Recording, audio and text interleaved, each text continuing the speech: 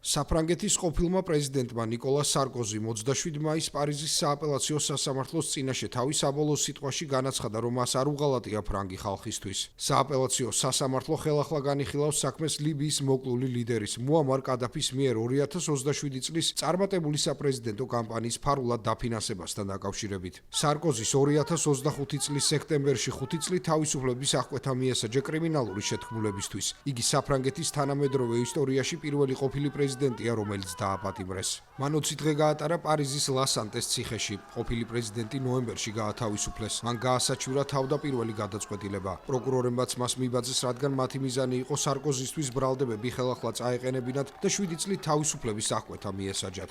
ბრალდების მხარემ სააპელაციო საჩივრის განხილველ სამ მოსამართლეს თხოვა საფრანგეთის ყოფილი პრეზიდენტი კორუფციაში, საარჩევნო კამპანიის უკანონო დაფინანსებასა და ლიბიის სახელმწიფო სახსრების მითვისებაში დამნაშავედ ეცნოთ. ეს არის სამი ბრალდება, რომლებშიც იგი პირველ სასამართლო პროცესზე გაამართლეს. განაჩენის გამოტანა 30 ნოემბრისთვის არის დაგეგმილი.